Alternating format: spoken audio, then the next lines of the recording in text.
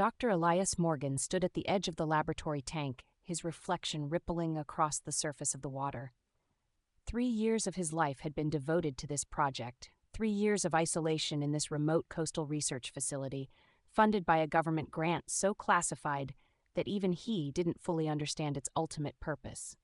"Good morning," he said softly, tapping gently on the glass. The water stirred. From the shadows of an artificial coral formation emerged the subject of his research, Mira, as he had named her. She was a marvel of genetic engineering, though Elias had not created her. He had discovered her as an embryo in a forgotten freezer during the acquisition of an abandoned private research facility. What she was or who had begun her development remained a mystery, but Elias had been entrusted with continuing the research. Mira's upper body was humanoid, delicate shoulders, slender arms, and a face that combined human features with subtle variations. Larger eyes with protective membranes, small gill slits behind her ears, and skin with a faint blue-green iridescence. Below her waist, her body transitioned to a powerful, fish-like lower half, covered in shimmering scales that caught the light as she moved. "Readings look good today," Elias said, checking the monitors. "Your oxygen absorption is improving. How do you feel?"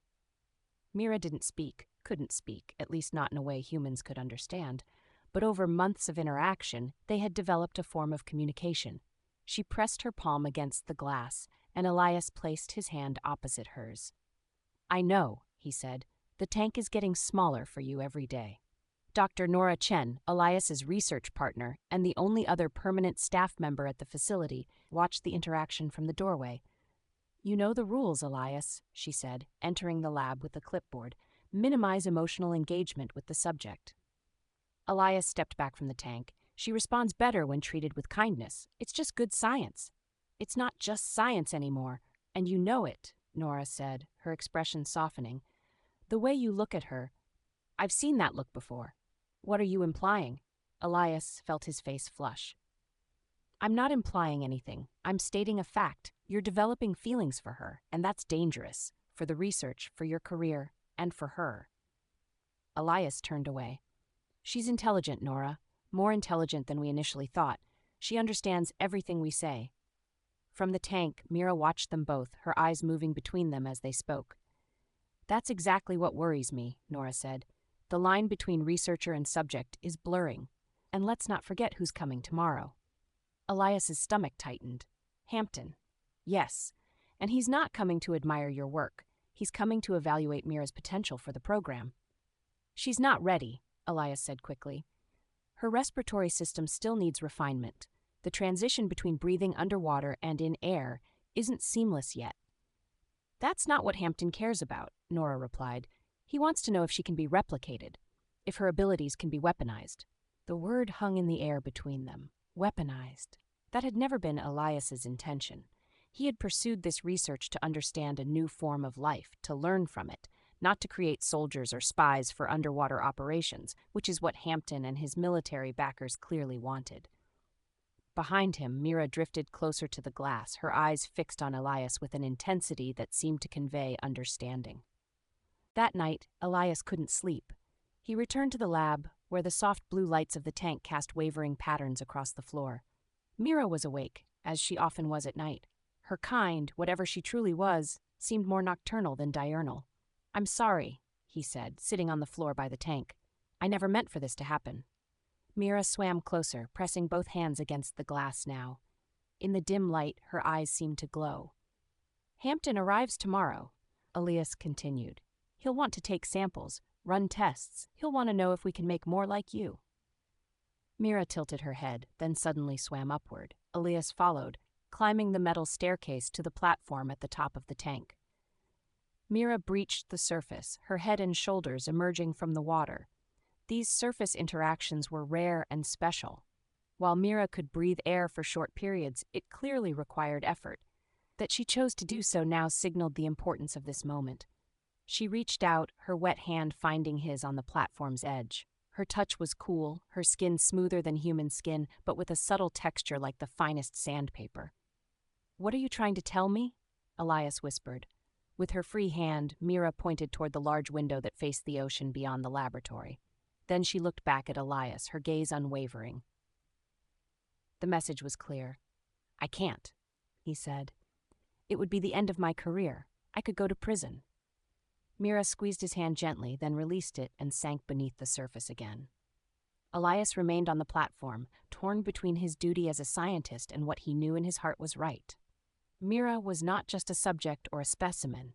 She was a sentient being with desires and rights of her own, and she wanted freedom. The next morning, Hampton arrived with 2 military aides. He was a tall man with steel-gray hair and cold eyes that assessed everything with calculation. "Dr. Morgan," he said, shaking Elias's hand with a firm grip, "I've been looking forward to seeing your progress firsthand." "We've made significant strides in understanding her physiology," Elias said carefully, leading the group into the lab. Hampton approached the tank, where Mira had retreated to the farthest corner. "Remarkable. Truly remarkable. And you say you found her as an embryo?" "Yes. We don't know who created her or for what purpose. But you've documented the process thoroughly? We could replicate it?" Elias exchanged a glance with Nora. "Theoretically, yes, but there are many unknowns still." "I'll need complete access to your research," Hampton said. "All files, all data, and I want tissue samples today." "She's not just a specimen," Elias found himself saying. "She feels pain. She—" "Dr. Morgan," Hampton interrupted, "let's not anthropomorphize. This is a valuable asset that could revolutionize underwater operations. Imagine operatives who could infiltrate enemy waters without equipment, who could survive at depths no human could reach." Elias felt sick.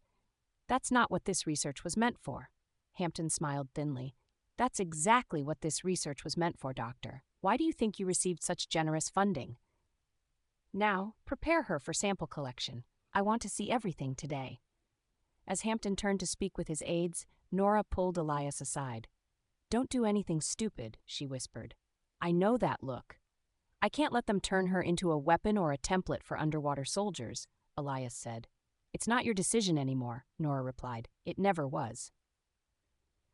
That night, after Hampton and his team had retired to their quarters in another part of the facility, Elias made his decision. He found Nora in her office.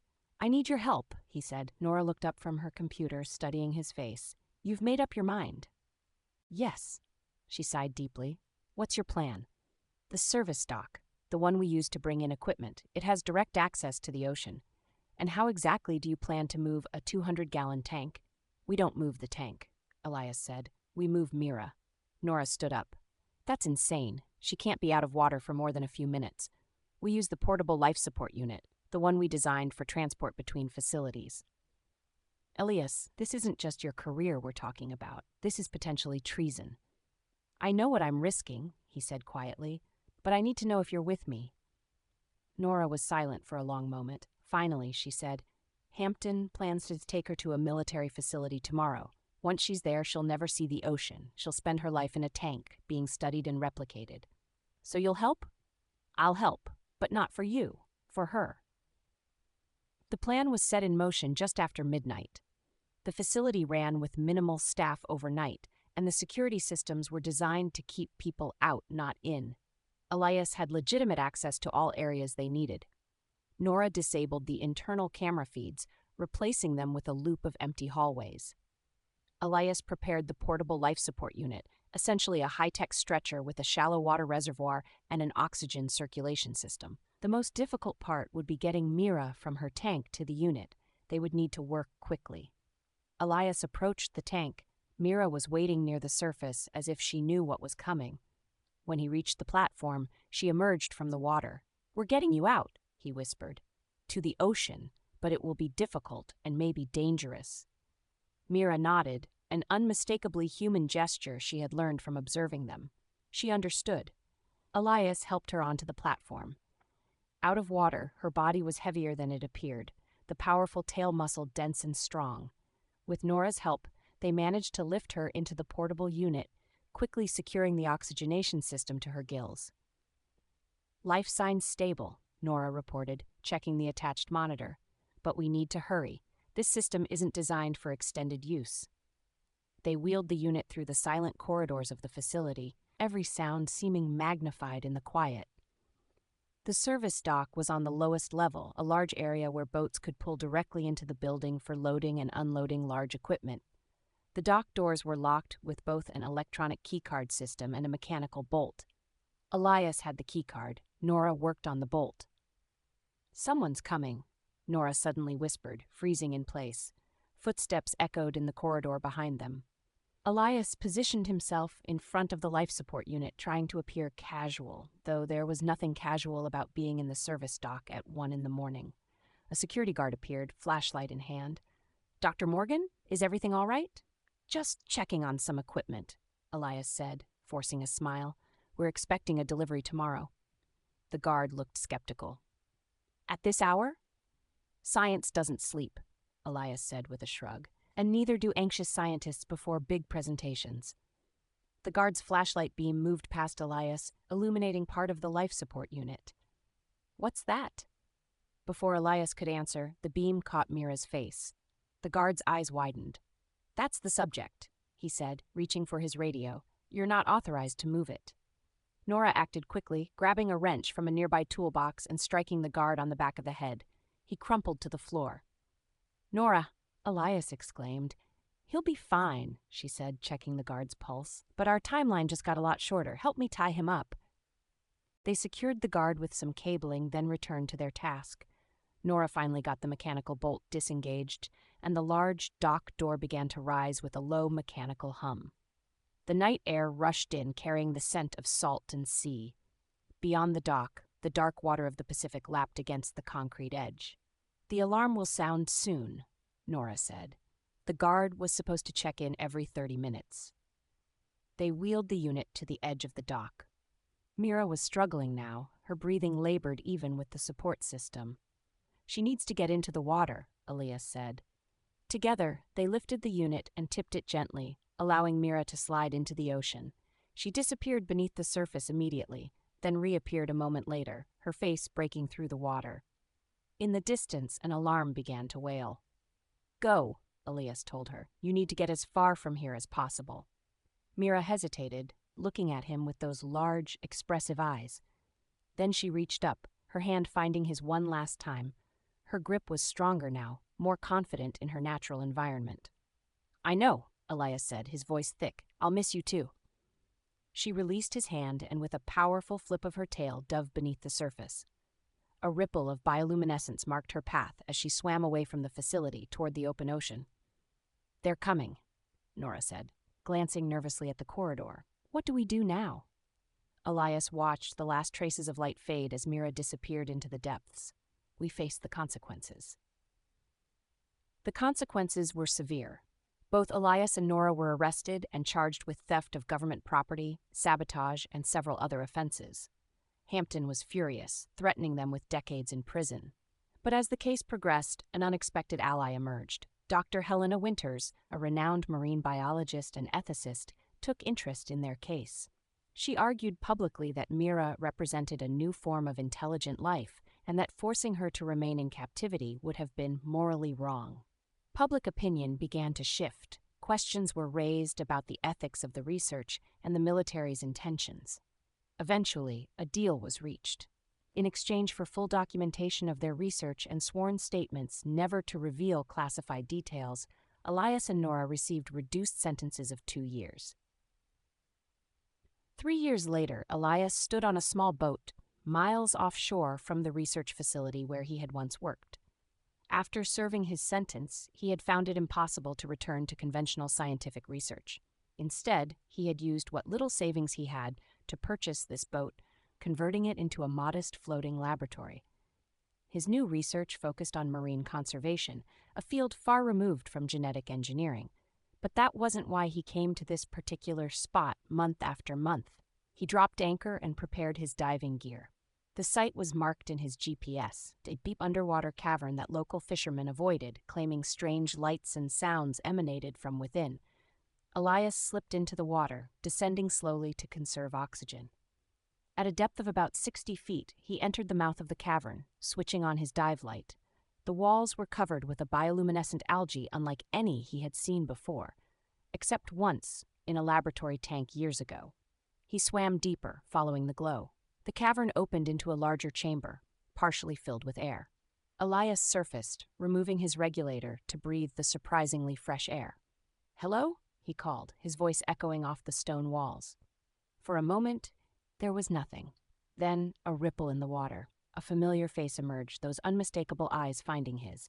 "Mira," he whispered. She swam closer, no longer hesitant or fearful as she had been in the tank. Here, in her chosen home, she moved with confidence and grace. She reached out, her hand touching his face gently.